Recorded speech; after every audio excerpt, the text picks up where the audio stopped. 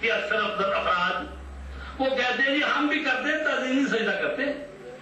جب آدم کو ملائکہ نے کیا تھا تو جو اب وہاں کی گئی تو یہاں نہیں، کیونکہ ہمارے ہاں مصیبت یہ ہو گئی ہے کہ ہمارے ہاں نقطے لگانے کا مسئلہ بہت ہو گیا، کیونکہ جو ہم ذاکر مقرر نقطے نہ لگا سکے وہ بیچارہ کھیل ہے۔ وہ کہتے ہیں جناب وہاں تھا تو یہاں تھا، یہاں وہاں اور کس نے کہہ دیا بات، وہاں اللہ نے کہہ دیا کر لو، یہاں اللہ نے کہا نہ کرو، بس ختم بات۔ اب اسی طرح کہتے ہیں جی وہاں جب موسیٰ نبی چھوٹا تھا اس نے دودھ نہیں پیا تو ہمارا نبی بڑا کیسے دودھ پی لیا؟ تو بابا وہاں کہا پی لیا پی لو، یہاں کا طریقے بڑی پڑی ہے۔ میں ہزاروں کتابیں اپنی دکھا سکتا ہوں جس میں ہے کہ بی بی علیمہ لے گئی دودھ پلایا، 4 سال وہاں رہے، وہ جسے رہتا ہے بہار نواز سے لے کے سب بڑی پڑی ہے، صرف نقطے مار رہی تو بات کوئی نہیں ہوتی بھائی۔ وہاں کیونکہ حضرت موسیٰ کو اس کی ماں سے جدائی تو کہا کہ ہم پلٹا دیں گے، ٹکر رہے نہیں تاکہ تیری آنکھیں ٹھنڈی ہو جائیں، وہ ایک مسئلہ ہوتا تو وہاں سے بجا۔ تو حضرت موسیٰ نے صرف دودھ تو نہیں پیا تھا، وہ 30-40 سال اس کے گھر میں رہے تھے، فرعون کے روٹی پانی نہیں وہاں لگاتے تھے، ہے تو آپ کو دودھ سے بڑی فکر پڑ گئی ہے، باقی تو وہیں رہتے تھے، آخر وہاں ہی جوان ہوئے ہیں، فرعون کے گھر میں سب کچھ کھاتے پیتے رہے ہیں، اور رسول پاک نے بھی ڈاچیوں کا بھی دودھ پیا ہے، دوسرے دودھ پیتے رہے ہیں، خود نقطوں کی بات نہ کیا کرے تو وہاں نہیں کیا تھا تو یہاں نہیں کیا تھا، تو یہاں وہاں کا لگے کر لو، یہاں کا نہ کرو، ایک ہی بات نہیں۔ یہ کہتے ہیں ابو حنیفہ نے کیا کر رہے آپ کر رہے ہیں، نام ابو حنیفہ کا گایا ہوا ہے، تو اس نے تو 2-4 کیے ہوں گے۔ یہاں ہر اسٹیج پر بیٹھنے والا مولوی ذاکر اکثر جو ہے وہ یہی کر رہے ہیں، نقطے مار رہے ہیں، یہ نہیں پتا تاریخ کا پتہ نہیں پڑی نہیں۔ تو بابا ہمارے یہاں ہے یہ ثابت ہے بات کہ بی بی حلیمہ کا دودھ رسول پاک نے پیا رہے، اور تو پھر کیوں ایسی باتیں کرتے ہو؟ اب یہی ہے کہ جناب جب اللہ نے کہا سجدہ کرو وہاں تو ٹھیک ہو گیا، ہمارے یہاں کیوں جی؟ اچھا وہاں اللہ نے کہا کرو تو کر لیا۔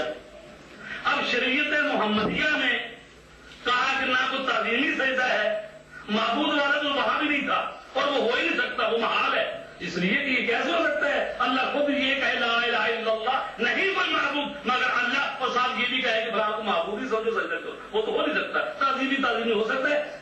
شرک کب ہوتا ہے؟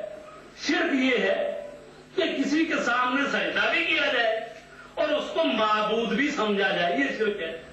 تو یہ جو لوگ کہہ رہے ہیں شرک تو نہیں آپ کہہ سکتے جب تک نیت کا نہیں پتا کہ وہ آیا معبود سمجھ کے کر رہے ہیں یا تعظیم سمجھ کر رہے ہیں، شرک تو نہیں کہہ سکتے اس کو۔ شرک اس وقت ہوگا کہ جب معبود بھی سمجھے جس کو سجدہ ہو رہا ہے، تو اب وہ تو نہیں ہے بات، تعظیم نہیں ہو سکتا ہے۔ اچھا تو آیا شریعت محمدیہ میں تعظیم سجدہ ہے؟ جب شریعت محمدیہ میں پچھلی شریعتیں آپ کی ذمہ داری نہیں ہے، وہ چاہے حضرت یوسف کے بھائی اس کو یوسف کو سجدہ کرتے رہے، چاہے وہ کسی کو کوئی سجدہ کرے، آپ کی ذمہ داری کیا ہے؟ آپ کی ذمہ داری ہے کہ جو رسول پاک شریعت لے کے آئے اس پر چلے۔ آپ کی شریعت یہ نہیں کہ پچھلوں میں بہت ساری چیزیں حلال تھی حرام ہو گئی، حرام تھی حلال ہو گئی، وہاں تو بہت ساری چیزیں تھیں۔ آپ کی ذمہ داری کیا ہے کہ رسول کی شریعت پر چل کے رسول لے کے آئے۔ تو جب رسول آئے ہیں تو اگر تعظیمی سجدہ ہوتا، یہ تو رائے ملتی ہے کہ اگر سجدہ ہوتا تو میں اولاد کو حکم دیتا کہ والدین کو کرے، بیویوں کو کہتا کہ شوہروں کو کرے، یہ تو رائے ملتی ہے۔ اگر ہوتا، جب نہیں ہے تو یہ تو صرف ان کی اہمیت اور عظمت کو بتانے کا مطلب ہے کہ یعنی ان کی اہمیت ہے، عظمت ہے والدین کی یا شوہروں کی بیویوں کے سامنے، لیکن ہے نہیں۔ تو رسول اکرم جو کائنات میں سب سے اعلیٰ و افضل و اکمل ہستی ہے، جب اس کے سامنے سجدہ تعظیمی نہیں ہے، تاریخیں اٹھا کے دیکھو، آخر رسول پاک صلی اللہ علیہ وسلم اس دنیا میں رہے، 23 سال تبلیغ کی، چلو زیادہ نہیں تو کم از کم مدینے میں جو ہے 10 سال نمازیں پڑھائی اور حج کیا۔ جب غدیر قوم پر واپس آ رہے تھے، آپ بھی پڑھتے ہیں، سب کو پتہ ہے 80,000 سے لے کر 1,20,000 کے قریب صحابی تھا۔ جب 1,00,000 صحابی موجود تھا تو میرا چیلنج ہے پوری تاریخ میں پڑھ لیں آپ، کہیں بھی کسی صحابی نے رسول پاک بیٹھے ہو، وہ صحابی آیا ہو رسول پاک کے سامنے سجدے کی حالت میں گر گیا ہو اور اپنے آزاد ساتھوں لگا کے پیشانی لگا کے رسول پاک کے سامنے سجدہ کیا ہو، چیلنج ہے میرا۔ تو ضعیف روایت بتا رہے رسول پاک کے پاس سامنے سجدہ نہیں ہوا ہے. وہ تو شرک کو ختم کرنے آئے تھے, وہ تو بتوں کو توڑنے آئے تھے.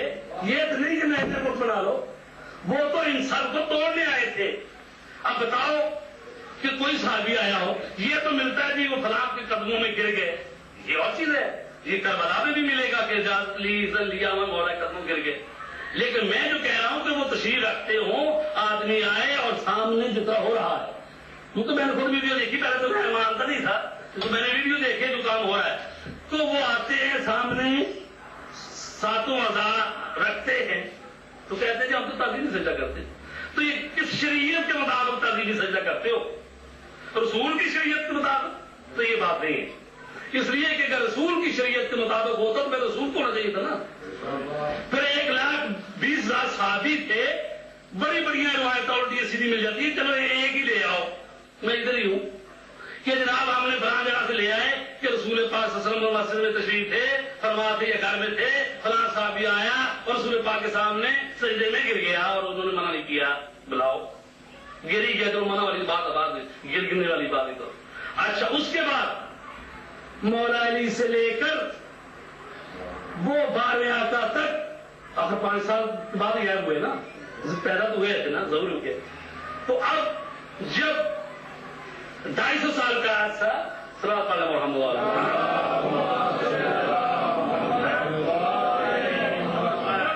تو 255 ہجری, تو یہ 260 میں ان کا غیبت. تو یہ معصوم امام کا دور جو ہے مولا علی سے لے کر رسول کی بات کر رہا ہوں, وہاں 11 ہجری میں رسول پاک وفات پا گئے. بس مصیبت یہ ہے کہ لوگوں کو یہ نہیں پتا ہوتا کہ کون سی ہستی کس سال میں پیدا ہوئی, کس میں. وہ جو پڑھ دیتے ہیں بعد میں پتا چلتا ہے کہ وہ تو پیدا ہی نہیں ہوتی اس وقت. یعنی یہ بھی بڑا مصیبت ہے. تو کیا ہے کہ اس وقت سے لے کر کب 255 ہجری تک 250 سال کا عرصہ بنتا ہے. اس 250 سال میں ہزاروں صحابی تھے ائمہ کے.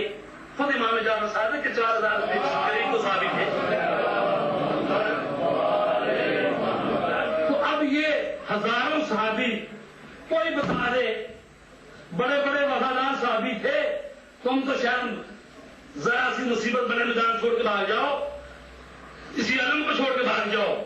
لیکن ایسے ایسے صحابی تھے کہ ان سے کہا آگ میں کود جاؤ تو کود گئے, لیکن سجدہ کہیں نظر نہیں آیا کہ اس 250 سال کے عرصے میں کسی امام کے سامنے کوئی صحابی آ کے سجدہ کیا ہو. کربلا میں آ جاؤ, کتنی مشکل وقت تھا وہاں پر. تو وہاں پر دیکھو کہ مولا حسین موجود ہے, سارے اذن تو لے رہے ہیں. تو یہ تو نہیں کہہ رہا مولا میں جا رہا ہوں میدان میں سجدہ کر لیا, مولا تو چل گئے. وہ علم بھی وہی تھا, یہ علم تو اس کی شبیہ ہے, اصل علم تھا, یہ تو اس کی نقل ہے. اصل جب وہاں تھا پرچم اسلام, اصل مولا کا غازی کا علم مبارک وہاں پر موجود تھا. تو بتاؤ کہ کوئی جاتا ہو تو مولا کے علم کے سامنے سجدہ کر کے تو یاد کر رہے. اگر ایسی بات ہوتی تو وہاں ہے نا تو تحریک کی بنا ہو جاتی کہ جب کہتے ہیں ہاں قتل کرو ان کو. یہ تو اسلام مسلمان ہی نہیں ہے, تم یہ تو دیکھو اللہ کے سامنے سجدے کر رہے. تو عزیزان گرامی, جب نہ رسول کے سامنے سجدہ, نہ نبی کے سامنے سجدہ, نہ امام کے سامنے سجدہ, اور جب اصل کے سامنے سجدہ نہیں ہے, وہ شخصیتیں ہستیوں کے سامنے سجدہ نہیں ہے, کہ جو ان کی نقلیں ہیں, جو ان کی شبیہ مبارکیں ہیں, تو ان کے سامنے کہاں سے آگی بات. کہتے ہیں جی ہم تو یہ سجدہ نہیں کرتے, ہم تو جہد قرار دے رہے ہیں. آپ نہیں کرتے خانہ کعبہ کی طرف سجدہ, آخر وہ بھی تو پتھر ہی ہے. تو ہم اس لیے وہ تو اللہ نے بتایا کہ ادھر کرو, میں یہی تو ساری مجبوری ہے. وہ تو اللہ نے کہا, آپ کو کس نے وہی بھیجی ہے کہ یہ کام کرو.